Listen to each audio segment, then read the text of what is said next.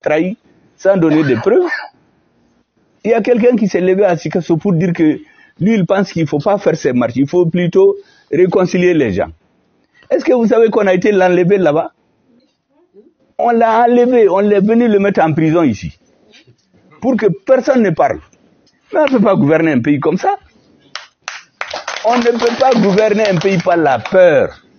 Même si on met tout le monde en prison, ça ne suffira pas. Il faut gouverner par la vertu.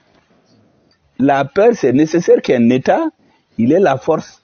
Mais on ne peut pas gouverner. Mais quelqu'un qui dit qu'il n'est pas d'accord avec une marche, est-ce que ça vaut une raison de le mettre en prison? D'autres peuvent se taire, mais ceux qui ne parlent pas là, ça ne veut pas dire qu'ils sont d'accord. Il est en prison. Moi, j'ai même envoyé hier quelqu'un le voir, le saluer, parce que je ne le savais pas. Comme je ne sortais pas, j'ai fait des contacts.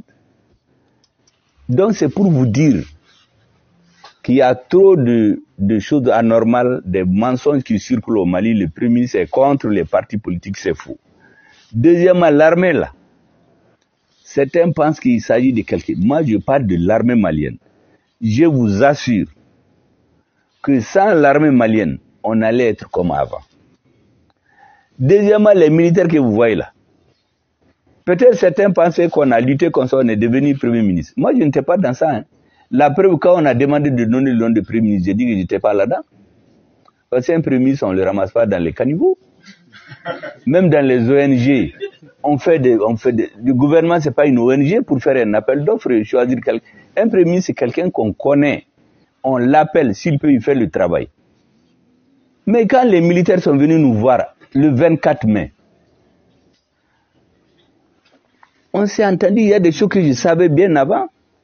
Je sais que si ces militaires avaient accepté de faire le jeu de la France, ils allaient gouverner tranquillement, les gens vont mourir, tués comme dans certains pays, faire des fraudes et rester au pouvoir.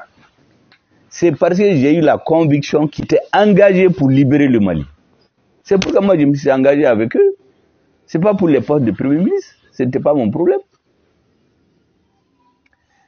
Quand je me suis engagé aussi, j'ai compris qu'il faut l'habillage politique.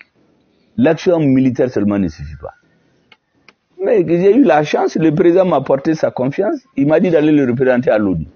Le discours que j'ai lu là-bas, là, mais c'est un discours politique. Parce qu'en ce moment, il y avait la campagne contre l'arrivée de nos partenaires russes. Parce que beaucoup ne comprennent pas cette histoire de laisser en plein vol. Comment c'est venu? C'était au moment où il y avait une campagne contre le Mali. Il y avait des jeunes de certaines nationalités que certains ambassadeurs réunissaient, plus quelques chefs de parti qui ont vendu leur âme au diable pour dire de soulever les Maliens et refuser l'arrivée des partenaires.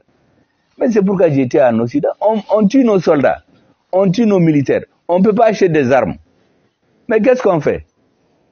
On a acheté même un avion de transport qu'on a bloqué. Mais on va chez celui contre qui on ne peut pas faire de pression. C'est ça l'image que j'ai donnée. Vous êtes dans un avion, en plein air, on ouvre la fenêtre, on vous dit de sortir. Ça, c'est la trahison d'enfant de dos. Mais pour de façon plus soft, on a dit c'est comme nous laisser en plein vol, sans parachute. Ça, c'est pour dénoncer la trahison dont le Mali était victime. Ce discours-là, personne ne l'a vu avant que je le prononce. Personne. Tous ceux qui vous disent que c'est qu'ils l'ont écrit, c'est qu'ils l'ont fait, c'est faux. Le président m'a investi de sa confiance et ça suffisait. Il fallait faire une prise de position à la hauteur de l'événement. Donc mes convictions personnelles, qui datent de longtemps, ont coïncidé avec les vœux du chef de l'État. Or, un discours politique, je vais vous dire, il a un certain nombre de caractéristiques. Le même discours, si je l'avais fait dans un meeting du M5, ou du MPR, ou dans un quartier, c'est à Yoroshio. Donc, un discours, les lieux où vous le dites, les lieux, n'est-ce pas? Je l'ai dit à la tribune des Nations Unies. Les circonstances, c'était à l'Assemblée Générale, donc il y avait tout le monde entier. N'est-ce pas? Le contenu du discours même, c'est un discours qui est long, mais les gens ont retenu cette partie-là, à laisser en plein vol. Est-ce que vous savez que ce discours-là, des diplomates m'ont conseillé de l'enlever? Je leur ai dit non, ça c'est la politique. Au Théouka Baré, Les militaires et les diplomates doivent être au service du pouvoir en place. Donc, on a compris. La deuxième chose, il fallait tenir les assises nationales. Parce que les assises allaient permettre aux membres du M5 dont vous, aux militaires qui ont opéré le changement et à la majorité silencieuse des Maliens de se concerter et fixer ensemble un cap, fixer la date, la feuille de route de la transition. En ce moment, on va parler au nom de tous les Maliens. Mais c'est ce qu'on fait. Le code minier, la constitution, tout ça là, c'est pas des actions militaires. Ça, c'est la politique.